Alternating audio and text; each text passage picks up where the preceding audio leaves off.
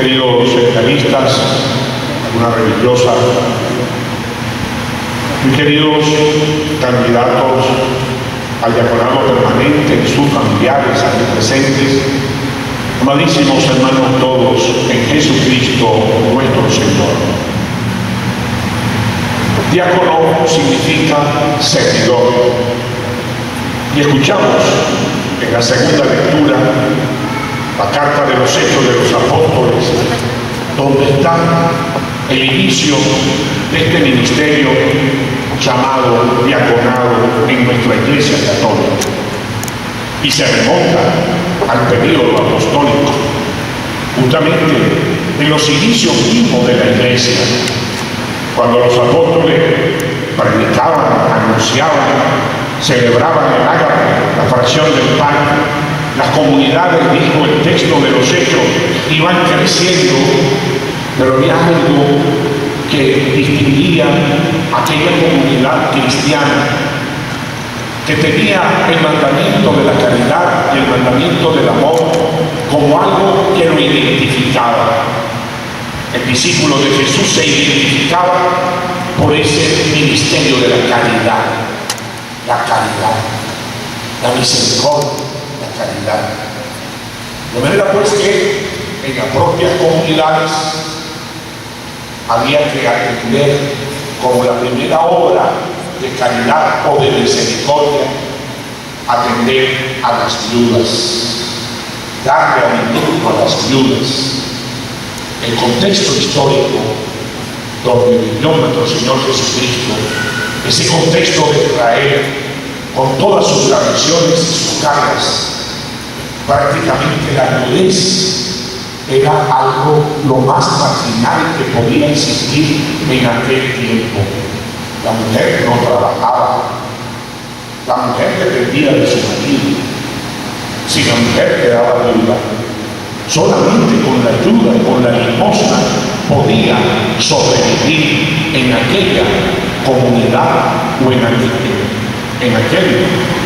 aquella tradición del país. Eso hizo que los apóstoles inmediatamente entendieran que la obra de caridad peritoria era ayudar a las viudas de todos, la comunidad cristiana, viudas que se habían convertido al cristianismo, que habían recibido el bautismo en el Señor Jesús, pero estaban desasistidas. Fue así como surgió el darle todos los días, llevarle la comida, la repartición de los bienes. Pusieron sus bienes en común y con aquellos bienes salían a cubrir las necesidades de aquellas viudas. Pero sucedió lo de siempre. Había viudas de origen hebreo y había viudas de origen judío, por supuesto, pero que habían nacido en Grecia y ahora estaban nuevamente aquí. Entonces hubo una especie de separación. Empezaron a atender a las hebreas y descuidaban a las griegas. Y entonces surgió en la comunidad esa desaveniencia y se lo hicieron saber a los apóstoles. Los apóstoles entonces congregaron a toda la asamblea, a todos los discípulos, y les dice: está pasando esto. Hay quejas de la desatención de las viudas de origen griego. Solamente se está atendiendo con el alimento a las viudas hebreas. Por tanto, nosotros no podemos multiplicarnos. Nosotros tenemos como nuestra principal misión la predicación de la palabra, el anuncio del Evangelio. Fue lo que nuestro Señor Jesucristo les encomendó a los apóstoles antes de su ascensión. De manera que ese ministerio de la palabra era el más sagrado para los apóstoles. Y por supuesto, la fracción del pan, la liturgia de la fracción del pan, el primer día de la semana, el domingo. Así que nosotros no podemos desviar nuestra prioridad, escojan 7 varones entre ustedes, de los discípulos de Jesús, que sean hombres probos, honestos, de buena fama, para que se encarguen de ese servicio de caridad a las vidas. Y entonces aparecieron estos 7, aquellos 7 que tenían nombre completo y aparecen para ellos se han puesto para sí. No sabemos cómo conocieron la historia de cada uno de ellos, pero ellos se llaman como los primeros 7 diáconos que aparecen en la carta de los Hechos de los Apóstoles. ¿Quién es parte? ¿Tú eres parte? Nicanor, Próximo. Bueno, son 5. Las esposas no lo van a reconocer. Entonces, se prestaron a ese servicio. Y dice el texto que una vez elegido por la asamblea, los apóstoles oraron sobre ellos, les impusieron las manos, el Espíritu Santo, el gesto más antiguo que tenemos en la iglesia para significar que Dios, el Espíritu Santo, viene al corazón del hombre, al hombre que se abre a la gracia de Dios y a la presencia de Dios. Ese es el mismo que utilizaron los apóstoles aquel día cuando instituyeron a estos 7 diáconos. Vamos a utilizar igualito, con la oración de consagración y la imposición de manos para ustedes, estos 7 varones para quedar ungidos del Espíritu Santo para que puedan desenvolverse en su ministerio diaconal como la iglesia lo quiere. Fíjense que surge por una necesidad. Así nacen los ministerios en la iglesia. La necesidad de cubrir aquí y cubrir allá. De manera que esos primeros siglos de la iglesia, esos 2-3 primeros siglos de la iglesia, van a ser de muchos ministerios. Incluso van a tener nomenclaturas distintas. Pablo habla de apóstoles, doctores, evangelizadores, profetas, una serie de normas. Y después, progresivamente, se habla también de obispo, presbítero y diácono. De manera pues que los primeros 2 siglos, 3 siglos de la iglesia no se sabe realmente, no se puede establecer con exactitud cuáles eran las atribuciones de los distintos ministerios en la iglesia. Pero poco a poco, la iglesia ya hacia comienzo del siglo III empieza a establecer que el ministerio de la iglesia, el ministerio ordenado, el sacramento del orden, se vive en un triple ministerio: diácono, presbítero y obispo.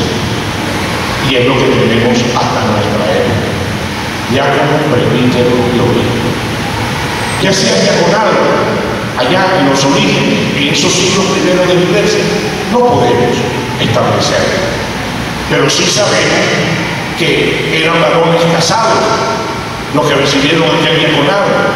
Pero la iglesia va progresivamente buscando, diríamos, la clericalización, lo clérigo que distinga del laico.